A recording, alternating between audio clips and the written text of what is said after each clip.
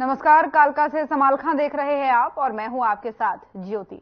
हरियाणा में होने वाले विधानसभा चुनाव को लेकर के सभी पार्टियों ने तैयारियां शुरू कर दी हैं। एक तरफ जहां कांग्रेस ने कार्यकर्ता सम्मेलन अभियान शुरू कर दिया है, तो वहीं आपको ये भी बता दें कि दूसरी तरफ बीजेपी ने भी चुनाव को लेकर के कमर कस ली है। बीजेपी ने हरियाणा विधानसभा चुनाव को लेकर के प्रभारी और सह प्रभारी की नियुक्ति कर दी है। बीजेपी ने केंद्रीय मंत्री धर्मेंद्र प्रधान को चुनाव प्रभारी, जबकि बिप्लब देब को सह चुनाव प्रभारी बनाया है।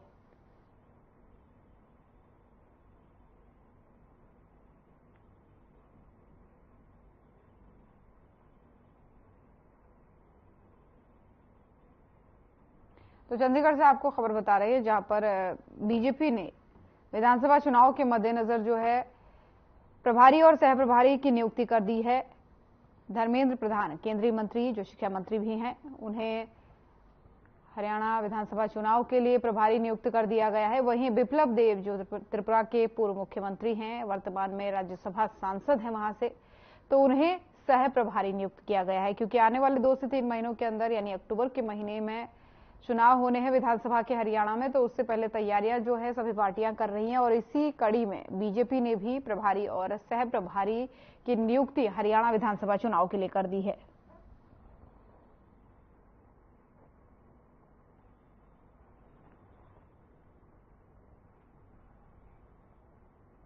और कुरुक्षेत्र पहुंचे सीएम नायब सिंह सैनी ने कहा कि बीजेपी विधानसभा चुनाव तीसरी बार पीएम मोदी के नेतृत्व में जरूर जीतेगी, क्योंकि कांग्रेस ने झूठ बोलकर के दुष्प्रचार कर लोगों के बीच भ्रम फैलाया है कि मोदी तीसरी बार पीएम बने तो संविधान बदलने के साथ साथ आरक्षण भी समाप्त हो जाएगा।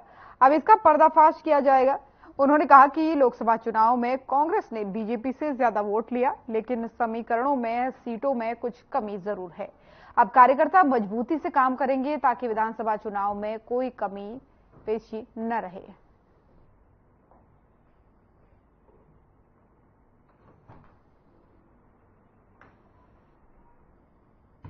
भारतीय जनता पार्टी का कार्यकर्ता लगातार चुनावी मोड में रहता है। अभी लोकसभा के चुनाव आए हैं। लोकसभा के चुनाव के अंदर भारतीय जनता पार्टी ने कांग्रेस से ज्यादा वोट लिया है। कई बार समीकरण बन जाते हैं, समीकरणों के अंदर हमारी सीटें कम हो गई हैं पिछले 2019 के चुनाव की बाबत, परंतु हमारा कार्यकर्ता मजबूती से और कांग्रेस के उस झूठ को जो लगातार वो फैलाने का काम कर रहा है और झूठ बोल करके लोगों के बीच में वो गुमराह की स्थिति पैदा करता है।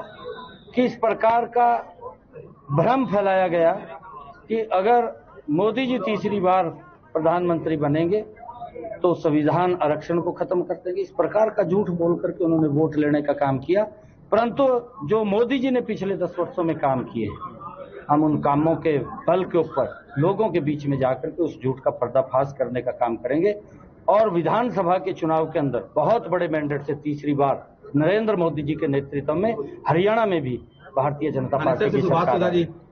देखिए, पार्टी के कार्यकर्ता हैं, सभी काम कर रहे हैं। जो भी पार्लियामेंट्री बोर्ड तय करेगा वो आ जाएगा। दिल्ली सरकार कह रही है कि अभी पानी को लेकर काफी हाहाकार मची हुई है, पानी नहीं दे रहा हरियाणा। हम उनको पूरा पानी दे रहे हैं, परंतु मैं ये कहना चाहूंगा कि वो अपने गिरेबान में जाके जो उन्होंने वायदे जनता के साथ किए थे उसकी तरफ तो उनका ध्यान नहीं है।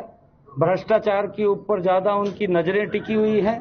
भ्रष्टाचार से नजरें कम करके लोगों के विकास की सुविधाओं की तरफ उन्होंने नजर फेरनी चाहिए दिल्ली के अंदर। और जो डिस्ट्रीब्यूशन पानी का है, उन्होंने सोचना चाहिए था कि हम 10 वर्षों से दिल्ली के अंदर वहां पर काम कर रहे हैं, उसका डिस्ट्रीब्यूशन ठीक चला जाए, उसकी तरफ तो काम नहीं किया। झूठा आरोप लगा करके कि पानी कम दे रहे हैं। अरे पानी तो जितना हम पहले दे रहे थे उससे सोया पानी देने का काम कर रहे हैं। दिल्ली के लोग हमारे सम्मानीय वो लोग हैं और उनको कोई दिक्कत आती है, हमें दिक्कत आती है, परंतु जिस प्रकार से वहां की सरकार ने झूठ बोल करके लोगों को सुविधा नहीं दी, सिस्टम को खड़ा नहीं किया, भ्रष्टाचार के अंदर लिप्त रहे हैं, मैं वहां के लोगों को कहूंगा कि ऐसे लोगों के इस चेहरे से नकाब उतारने का काम करें।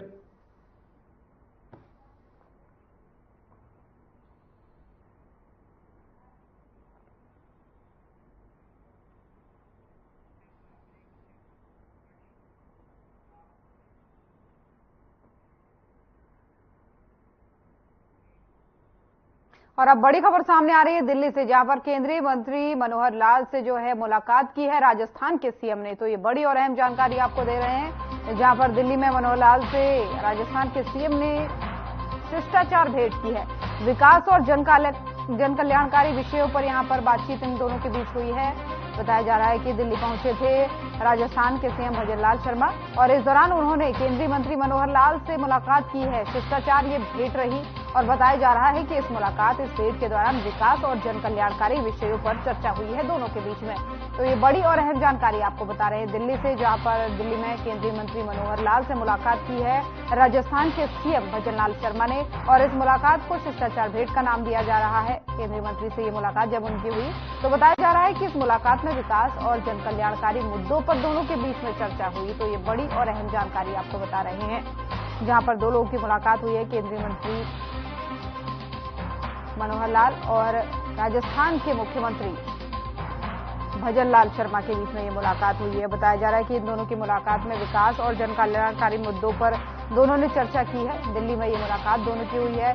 शिष्टाचार भेंट का नाम इसको दिया जा रहा है। दोनों के बीच शिष्टाचार भेंट हुई थी और उसी दौरान की ये तस्वीरें हैं, जिसमें आप एक और केंद्रीय मंत्री मनोहर लाल को देखेंगे, दूसरी तरफ राजस्थान के सीएम भजनलाल शर्मा को देखेंगे। दोनों की शिष्टाचार भेंट हुई और इस भेंट में बताया जा रहा है कि विकास और जन कल्याणकारी मुद्दों पर दोनों के बीच बातचीत हुई है। दिल्ली पहुंचे थे राजस्थान के सीएम और उसी दौरान इन्होंने जो है केंद्रीय मंत्री मनोहर लाल से मुलाकात की है और इस मुलाकात की तस्वीरें सामने आई हैं जो आपको दिखा रहे हैं टीवी स्क्रीन पर। और इसी मुलाकात के दौरान की ये तस्वीरें हैं जिस दौरान इन लोगों के बीच में विकास और जन कल्याणकारी मुद्दों पर बातचीत हुई है।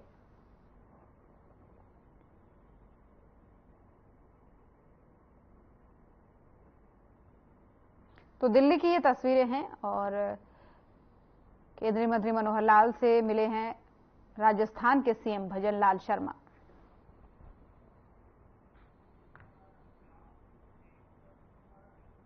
और वहीं अंबाला से सीएम नायब सिंह सैनी ने मुख्यमंत्री तीर्थयात्री योजना के अंतर्गत अयोध्या के लिए बस को रवाना किया है। सीएम सैनी ने बस को हरी झंडी दिखाई है, जिसके बाद से बस अयोध्या के लिए रवाना हो गई। सभी श्रद्धालुओं को भगवान राम के दर्शन करवाए जाएंगे और इस मौके पर सीएम नायब सिंह सैनी ने सभी श्रद्धालुओं को तीर्थ यात्रा की बधाइयां और शुभकामनाएं दी हैं और साथ ही साथ उन्होंने कहा है कि अंबाला मां अंबा की नगरी है, वहां से जो है श्रद्धालु राम मंदिर दर्शन के लिए जा रहे हैं। ये बहुत ही खुशी की बात है। उन्होंने कहा कि वे उनकी अच्छी यात्रा की कामना करते हैं, मुख्यमंत्री ने ये कहा। और साथ ही आपको ये भी बता दें कि इस यात्रा के लिए जो है 42 श्रद्धालुओं का जत्था रवाना किया गया है और श्रद्धालुओं ने भी सरकार की इस पहल को लेकर के यहाँ पर खुशी जाहिर की है।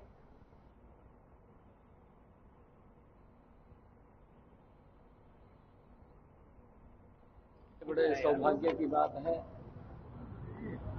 कि आज इस मां अंबा की भूमि, पवित्र भूमि से भगवान श्री राम के दर्शन करने के लिए एक जत्थे को यहां से रवाना किया गया है। उसको झंडी दे करके भगवान श्री राम के भव्य दर्शन करने के लिए यहां से हमारे इस पवित्र भूमि अंबाला से एक जत्था गया है। मैं उन सबको बहुत बहुत बधाई और शुभकामनाएं देता हूं। इतने लंबे समय के बाद भगवान श्री राम का भव्य और दिव्य मंदिर हम सबको मिला है, हम सब के लिए परम सौभाग्य की बात है। मैं सभी श्रद्धालुओं को बहुत बहुत शुभकामनाएं और बधाई देता हूं जो भगवान श्री राम के दर्शन करने के लिए गए हैं।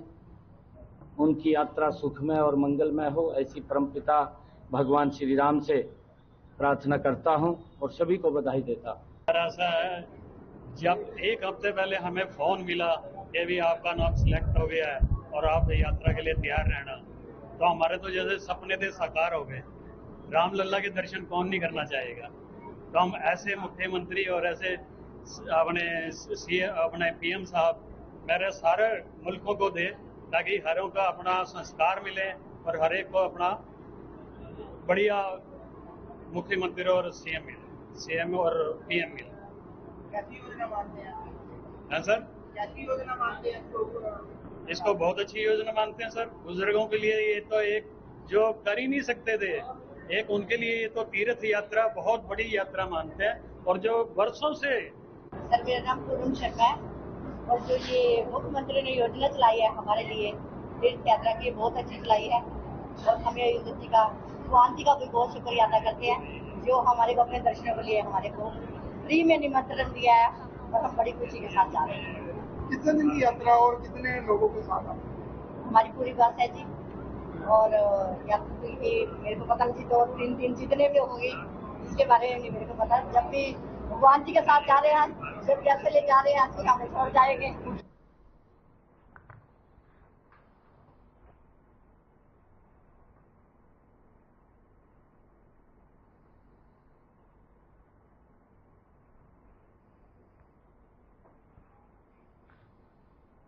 और राज्य में विधानसभा चुनाव की आहट हो चुकी है, जिसको लेकर के राजनीतिक गलियारों में हलचल भी शुरू हो चुकी है।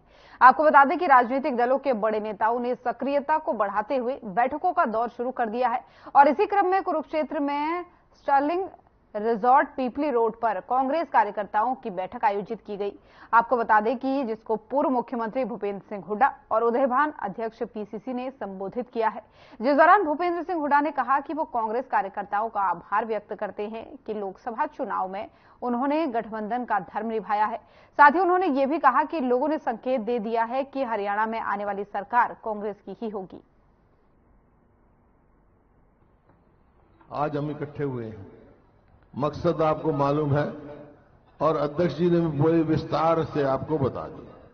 हमारे आने का मतलब यह है कि जो पिछली बार अभी चुनाव हुए लोकसभा के, ये कुरुक्षेत्र की सीट गठबंधन में आप पार्टी को दी गई और सुशील गुप्ता जी उसके उम्मीदवार थे। लेकिन मैं आप सबका धन्यवाद करता हूं, आपने दिन रात मेहनत करके गठबंधन का जो है धर्म निभाया और खूब जोर शोर से उसकी मदद करी। इस बात के लिए कोई थोड़ी सी वोटों से हार गए, कोई बात नहीं, लेकिन उसमें आपकी मेहनत जो हुई है लोकसभा में, ये मैं कह के जा रहा हूं, ये मेहनत, ये जो पसीना आपने बहा है, ये खाली नहीं जाएगा।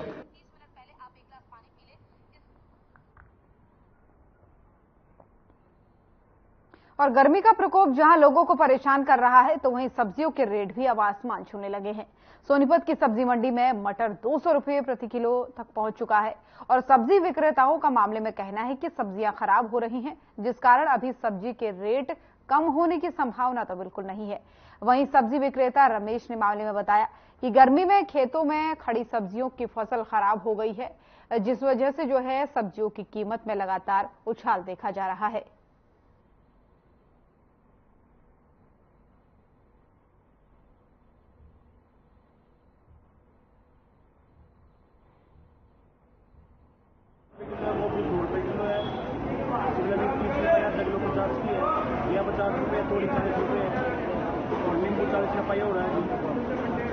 अच्छा, ये रेट क्यों बढ़ रहे हैं? गर्मी के कारण बढ़ रही है जी। मटर कहाँ से आती है? बाहर से आती है। बाहर से कहाँ से? शिमला से। और सब्जियां बाहर से कौन सी आ रही है? बाहर से शिमला आ रही है, शिमला की गोभी आ रही है बाहर से, अरबी बाहर से आ रही है और 50 रुपए किलो टिंडा ही बाहर से आ रहा है। वो बताओ, कम होने की संभावना है? मुश्किल है जी।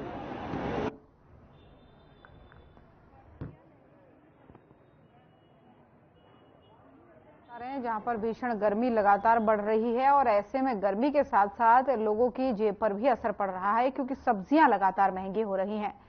मंडी में जो है सोनीपत मंडी में मटर 200 रुपए किलो पहुंच गया है और ऐसे में दुकानदारों का भी कहना है कि खड़ी फसल इस बार सब्जियों की गर्मी में खराब हो गई, जिसके चलते रेट और भी बढ़ सकते हैं। यानी रेट के जो है सब्जियों के रेट और भी बढ़ने की संभावना बताई जा रही है, क्योंकि लगातार जैसे जैसे गर्मी बढ़ रही है ऐसे में फसलों को नुकसान तो हो ही रहा है, लेकिन सब्जियों के रेट जो हैं वो आसमान छू रहे हैं। ऐसे में आम लोगों की जेब पर इसका खासा असर पड़ता हुआ दिख रहा है।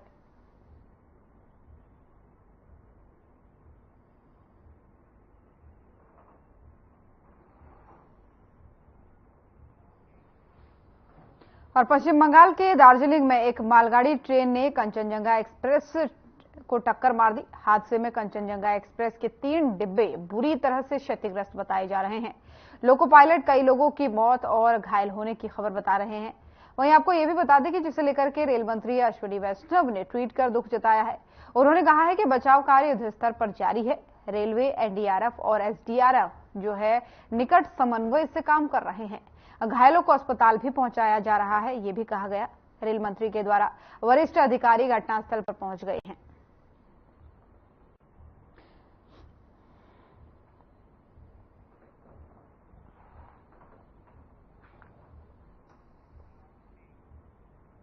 और दिन भर गर्मी और लू के थपेड़ों से जनजीवन प्रभावित हो रहा है। इसी के साथ ही हरियाणा विद्युत प्रसारण निगम इंद्री में ट्रांसफार्मरों का तापमान ज्यादा बढ़ गया और जब ट्रांसफार्मरों में लगे पंखे भी जवाब दे गए तो कर्मचारियों ने ट्रांसफार्मरों पर पाइप लगा करके पानी मारना शुरू कर दिया। पूरे दिन में 3-4 बार ट्रांसफार्मर्स में जो है रेडिएटर, कूलिंग सिस्टम और साइड और निचले हिस्सों पर पानी डाला जा रहा है ताकि ट्रांसफार्मर जो है वो ज्यादा हीट ना पैदा करे और ट्रांसफार्मरों का तापमान नियंत्रित रह सके। लू के थपेड़ों और तेज गर्मी में खुद झुलस करके विभाग के अधिकारी लोगों तक सही तरीके से बिजली सप्लाई के प्रयास में लग रहे हैं। और इसके पहले आपको ये भी बता दें कि एक ट्रांसफार्मर पर 6-6 पंखे लगाए गए हैं, लेकिन इसके बावजूद भी गर्मी लगातार बढ़ती जा रही है।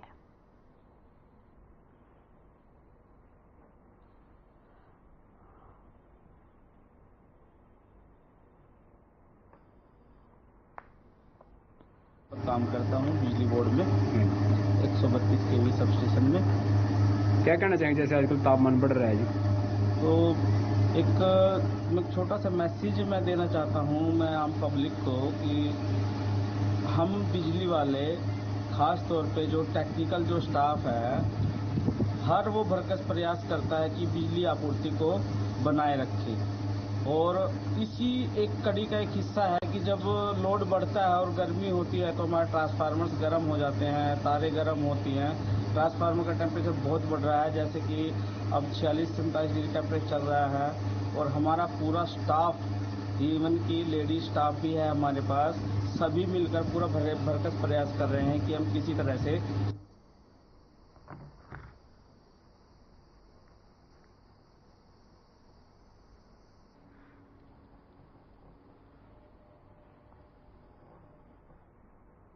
और दिल्ली की तरह ही फरीदाबाद में भी कई इलाकों में लोग पानी के संकट से जूझ रहे हैं। संजय कॉलोनी गली नंबर 31 के लोग पिछले 2 महीने से पानी न आने की समस्या से जूझ रहे हैं। इसके बाद से नाराज लोगों ने संजय कॉलोनी चौकी के रोड को जाम कर प्रशासन से पानी की मांग की है। वहीं एएसआई समय सिंह ने जो है मामले को लेकर नाराजगी भी व्यक्त की है और जानकारी भी दी है।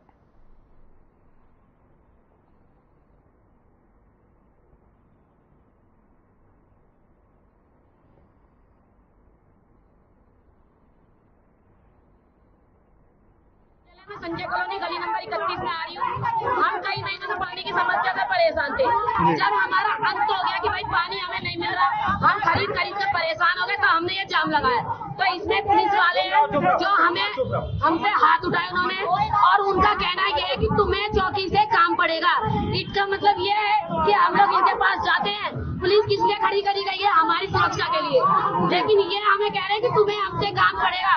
नहीं, हमें नहीं चाहिए ऐसा पुलिस वाला जो हम पे उठाए हाथ। ठीक है, अत्याचार। कितने समय से पानी नहीं आया, मैंने बात बताओ।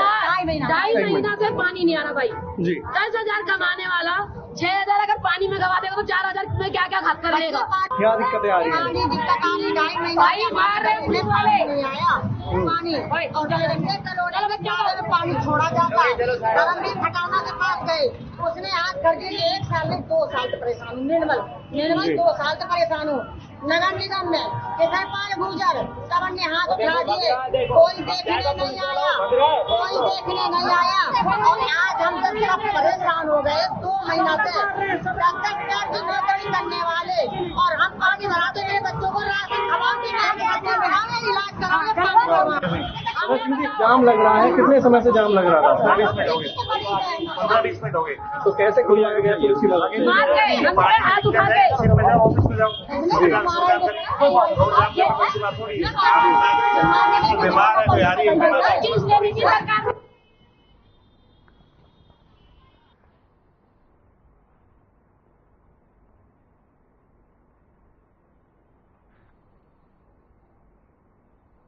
और ईद के पर्व के मौके पर चरखी दादरी जिले के गांव बधवाना स्थित मदीना मस्जिद में सैकड़ों की संख्या में मुस्लिम समुदाय के लोगों ने पहुंचकर ईद की नमाज अदा की। इस दौरान मुस्लिम समुदाय के लोगों ने एक दूसरे को गले मिलकर बधाइयां दी और देश की एकता और अखंडता के लिए कार्य करने का भी संकल्प लिया।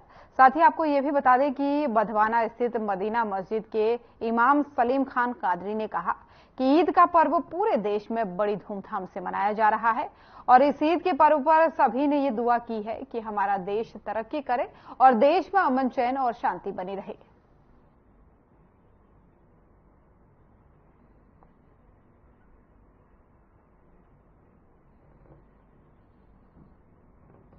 तो चरखी दादरी की ये तस्वीरें हैं जहां पर वैसे तो देश भर से तस्वीरें आ जा रही हैं नमाज अदा करने की। बकरीद आज है और ऐसे में जो है अलग अलग जगहों पर तस्वीरें सामने आ रही है। चरखी दादरी से भी तस्वीरें सामने आई है नमाज अदा करने की, जहां पर बकरीद के मौके पर आज सैकड़ों की संख्या में लोगों ने इकट्ठा होकर के नमाज अदा की और इस दौरान शांति व्यवस्था भी बनी हुई दिखी। आप देख सकते हैं सुरक्षा के भी क्यों इंतजाम किए गए थे और ऐसे में बड़ी संख्या में नमाजियों ने जो है देश के अमन चैन की शांति की कामना की और यहाँ पर नमाज अदा करते हुए भी जो है लोग नजर आए।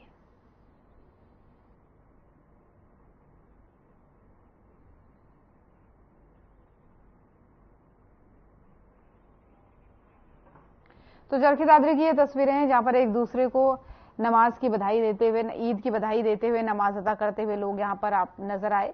दरअसल बकरीद के मौके पर यहां पर सुरक्षा व्यवस्था भी लगाई गई थी और ऐसे में जो है एक जगह पर इकट्ठे होकर के सैकड़ों की संख्या में लोग यहां पर नमाज पढ़ते हुए नजर आए और एकता अखंडता के लिए दुआ करते हुए भी नजर आए। लोगों ने यहां पर देश में अमन चैन और शांति की दुआ की और इस दौरान बड़ी संख्या में लोग यहां पर पहुंचे, एक दूसरे से गले मिलकर के ईद की मुबारकबाद देते हुए भी एक दूसरे को नजर आए। और चरखी दादरी की ये तस्वीरें हैं क्योंकि आज देश भर से तस्वीरें आ रही हैं बकरी ईद को लेकर के अलग अलग जगहों से, तो ऐसे में चरखी दादरी की ये तस्वीरें हैं जहां पर लोगों ने बड़ी संख्या में जुट करके ईद की नमाज अदा की और नमाज अदा करने के बाद से देश के अमन चैन और सुख शांति के लिए जो है दुआ मांगते हुए लोग नजर आए।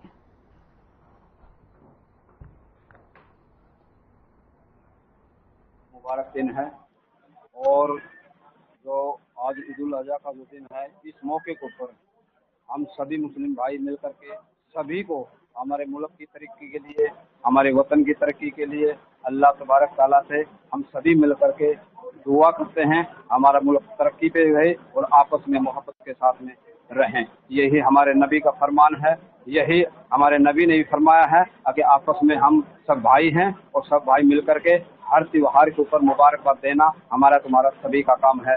मैं अपनी तरफ से और आपके चैनल के माध्यम से मैं सभी को ये मैं अपनी तरफ से, मेरा नाम सलीम खान।